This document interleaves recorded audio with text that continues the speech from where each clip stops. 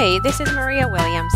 In this video, I'll show you how I made this flat bag that holds an oversized gift card but fits into a standard A2 size envelope.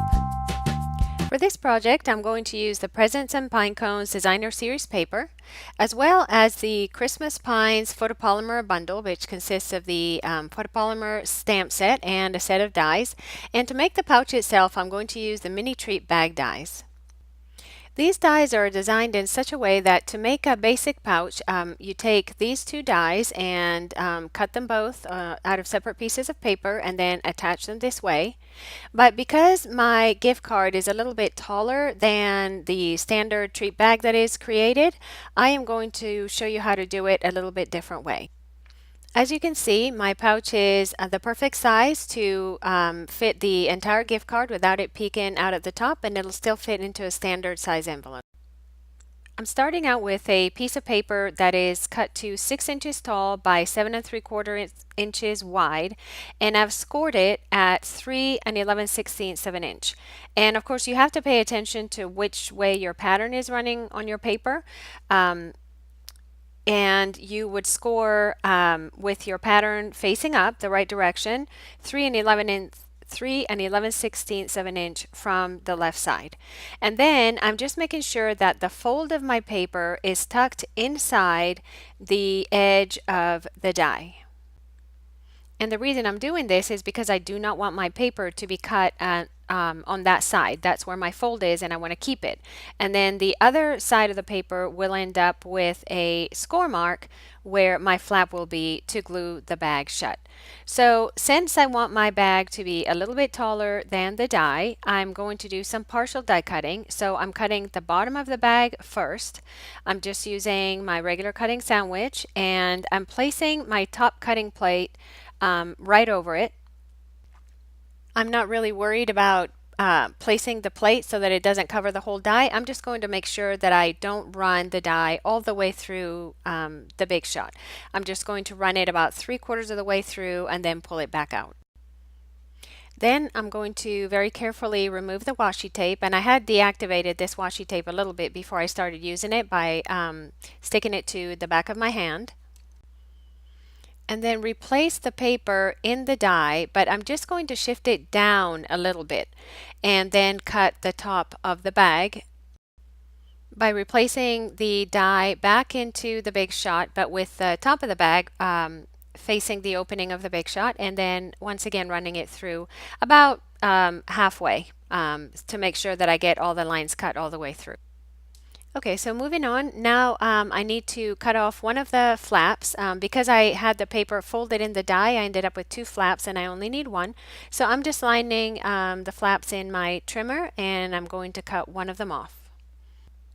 And then so that I don't have too much bulk in the corner, I'm going to trim off a little bit of the flap that goes along the long side of the bag. And then just use some sticky strip to glue those 2 flaps down, and the basic bag is complete.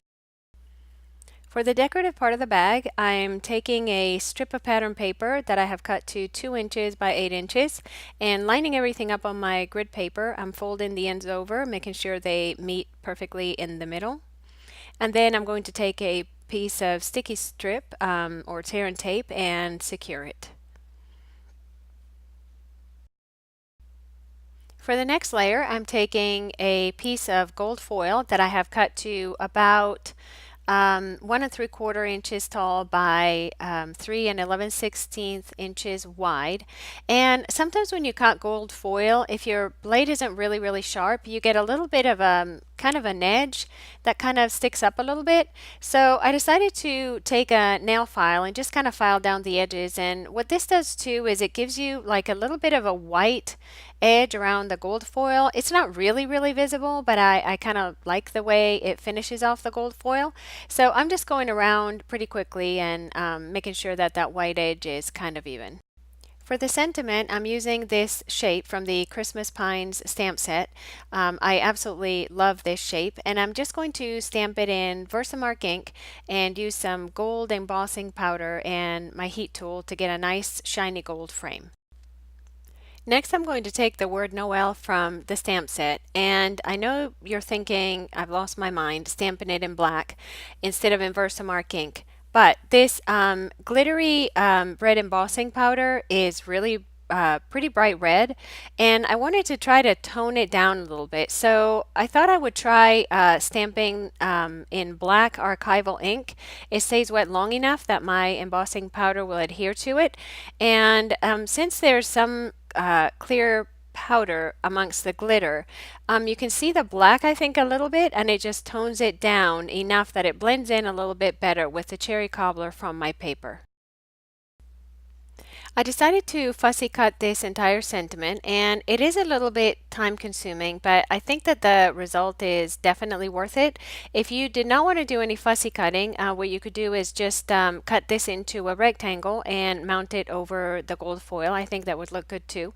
But if you're just making one or two of these, I definitely think it's worth the time it takes to fussy cut. To adhere these two pieces together, I decided to use Fast Fuse. This is going through the mail, so I want to make sure that everything is really well attached. So I'm just taking a full strip on the back of the sentiment and applying it onto the gold foil. And then attaching that with a little bit more Fast Fuse onto the band that I created earlier. I've already taken some Emerald Envy cardstock and cut the 3 branches from the die set out, and now I'm going to cut the same branches out of some mint macaron cardstock. I'm not using my precision plate. I'm not sure exactly why, but it's great because you can see how well these cut. I did use some wax paper in between the die and my cardstock earlier, and the wax paper is actually still stuck in the die. So I'm just going to, I'm not going to use any here because it's already in the die, and I'm going to run all 3 dies through at the same time. And since I'm not using the precision base plate, I did run them through twice. I'm using my paper piercer to poke through the holes and get my die cut to release from the die. And if you look at it when I put it down, you can see the wax paper is attached. And here you can see how it releases really easily from the die cut. I've cut the pieces for the pine cones already off camera too, and I wanted to show you that I put double stick adhesive on the back of the crumb cake cardstock since that's where I was cutting the detail pine cones from. These are both the same size. There's only one size for the details, and I've cut the 2 size outlines that come in the set. To cut a smaller detailed overlay for my small pine cone, I'm just taking the regular overlay that I cut earlier and taking the small outline die and placing it on top and running that through the big shot. That way I'll get a perfectly matching overlay for my small pine cone. Now since I have that double stick adhesive on the back of my detail pine cone pieces, all I have to do now is remove the backer to expose the adhesive and remove any remaining chads and just put the 2 pieces of cardstock together. The brand of adhesive that the double stick sheets that I used for this project were Sizzix, but there is also another brand that is Stick It.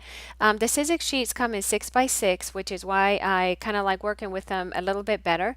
The Stick It comes in much larger sheets. I'm not sure exactly. I think they're about 8 by 12, 14 inches maybe, but they don't fit in a standard folder. So I prefer the smaller 6x6 Sizzix sheets. To give the pine cone edges a little bit of definition and kind of hide the fact that the smaller pine cone doesn't have an edge going all the way around, I'm just taking some of the early espresso ink, which is the same as a cardstock that I cut the outlines of the pine cones with, and sponging around the edges. I've put the sleeve or belly band that I created earlier back onto my bag, and I'm attaching the branches. I've decided that I'm going to use 3 on the bottom and just 2 on the upper area. So I'm just going to make sure they're overlapping a little bit and that the bases of them are going to be covered by the pine cones. And I'm trying to arrange them in such a way that they overlap the sentiment just a little bit and so that they kind of wrap around it as much as possible. I think this gives it all a kind of sense of cohesion and that everything is together rather than all these separate pieces. When they're all in place, I just attach the pine cones with a few more glue dots, and then I'm just going to embellish a little bit. This gift card is going to my nephew, so I'm trying to keep the holder fairly masculine and not get too frou-frou. So I'm just taking some linen thread and some of the gold metallic thread from the Occasions catalog trio, and I'm just doing a freestanding bow. Not sure where I learned this, but I always remember it as the bunny ears, where you make the 2 loops and then make a knot with the 2 loops. And I'm just going to use a rolled up glue dot to simply attach this to the top of the pine cones. To make the card, I have simply traced the outline of the card onto some Whisper White cardstock and cut it on my paper trimmer. And then I'm tracing where I need the hole to go so that I can thread some ribbon later on. Mark the hole, and now I'm just using a simple hole punch to punch the hole and erasing the line that's left. And I'm just going to do a little bit of stamping. I'm using early espresso ink to stamp the detail on the pine cones, and it's easier to do the darker color first and also the stamp that has the most detail, because then you can see through the plainer one. So when I take the crumb cake ink and ink up my outline stamps, it is really easy for me to see right through where I need to stamp. So it's really, really easy to align these stamps. Next, I'm going to take I guess it's the pine needle stamp that has some branches on it, and I'm just using mint macaron. I'm not going to use 2 different colors. I'm just using the mint macaron and stamping some of the images full strength and then some of the images second generation. And as you'll see, I'm not stamping and then stamping again right away for the second generation. And the reason I'm not doing this is that part of the stamp is not actually hitting the paper because I'm stamping off the edge. And so if I try to stamp along the edge and then stamp on my paper, you would actually be able to see a difference in the areas that stamp directly onto the paper and the areas that kind of stamped off. So I want to make sure that all my images are clear, even if some are darker and some are lighter. So when I am doing the second generation, I'm inking up the stamp, stamping on the paper, and then stamping on my card. I've chosen a sentiment from the stamp set, and I'm stamping it in early espresso. And then to finish off the card, I am looping some 5/8 inch burlap ribbon through the hole, and then I'm wrapping some of the metallic twine around it, making a nice tight knot, and just trimming everything up. So now my card is complete and attached to the gift card, and I can just insert it into my pouch. It fits perfectly, doesn't stick out the top, and as you can see here, it fits very nicely into a standard A2 size envelope. All you have to do is bend the ribbon back a little bit and it slides in and out just fine. So a little trim of my burlap ribbon and my project is all complete. I hope you've enjoyed this video. If you did, please give it a thumbs up. Thanks for watching. If you would like to see more pictures or purchase any of the products used in this video, please visit my blog at mariascardsandmore.com. Thanks for watching.